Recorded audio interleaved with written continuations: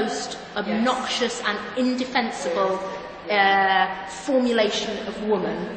But it's interesting to me that we have, that women can be provocative like that can provoke debate, or that there's a kind of way of being woman that is indefensible. And so that's the thing that I'm trying to say. So yeah, I have enough people saying to me, that thing that you're saying, you need to say it, and keep saying it.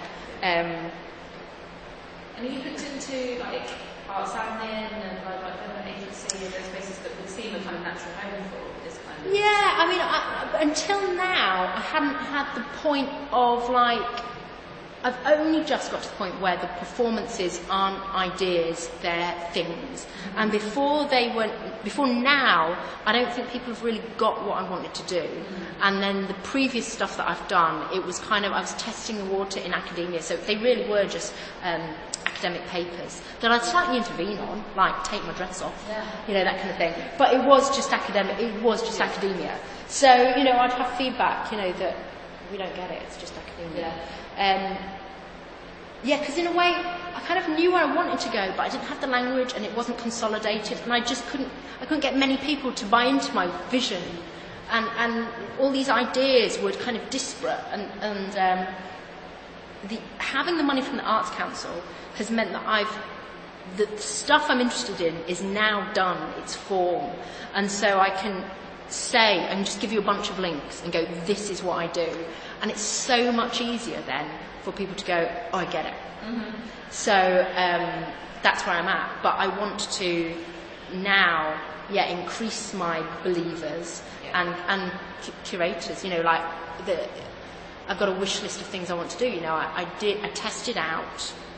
So the symposium led to an exhibition that I put on at Huddersfield, which was a group exhibition, and I'd love to like redo that slightly bigger. And so I'd love to work with somewhere like the Tetley.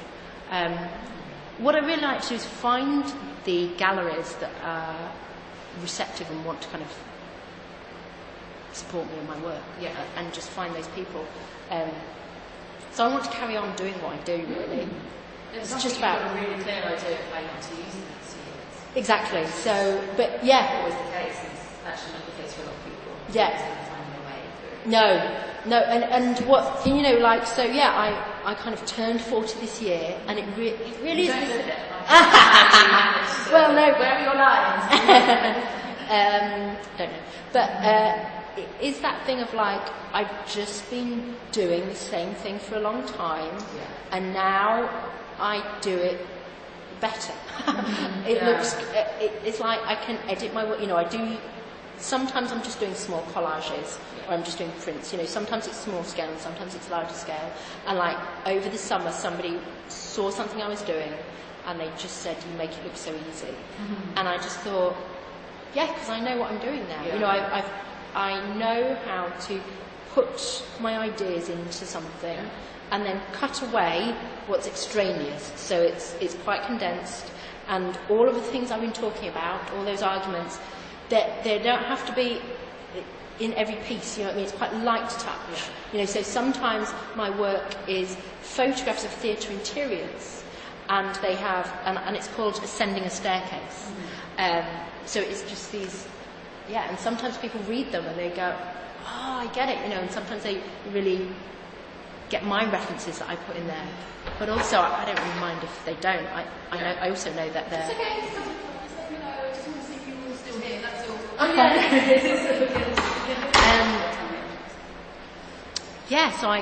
But they don't have to. I also know it's a good piece of work without.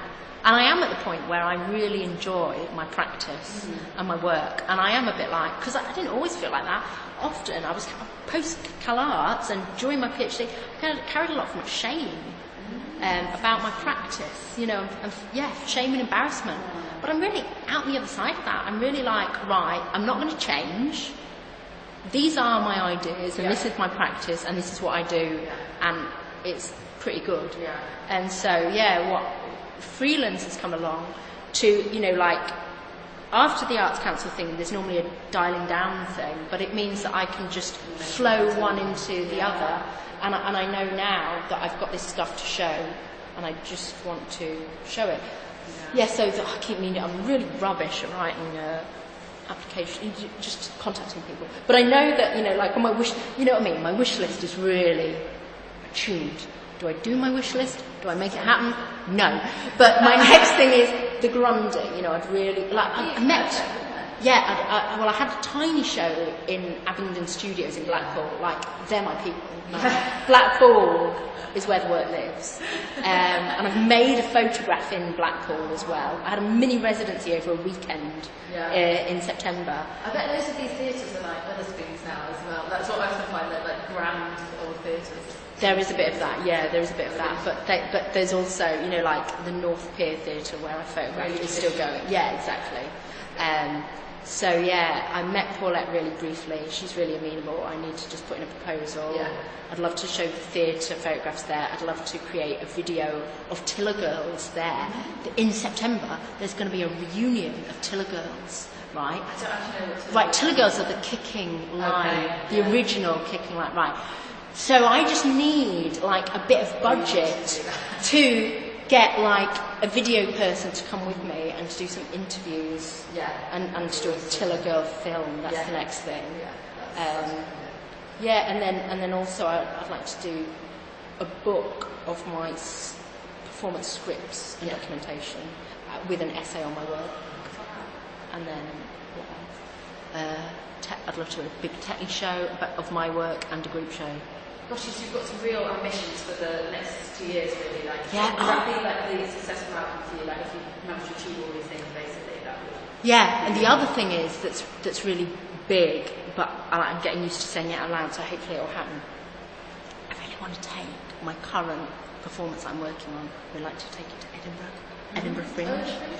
Yeah, but I also hear, like because of Talbot Rice and is it Talbot Rice? Yeah, I mean like.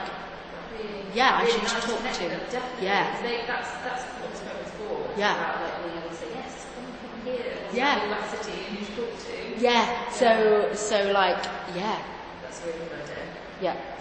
And for you, I'm just thinking we haven't got much time for it. So sorry. For you,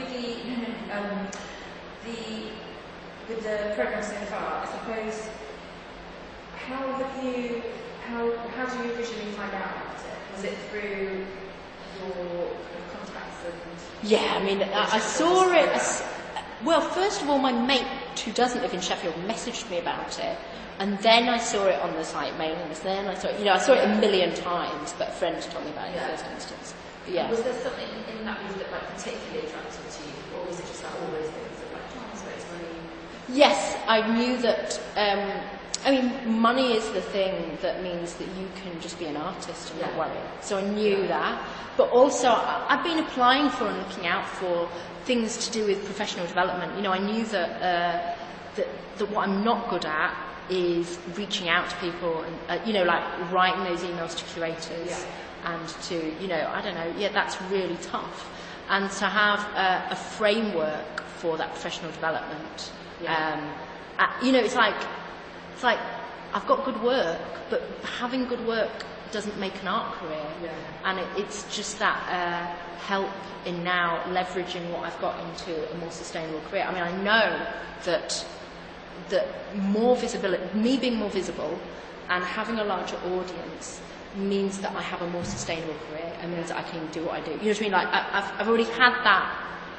There is part of me that is actually happy just working in the studio and churning the stuff out.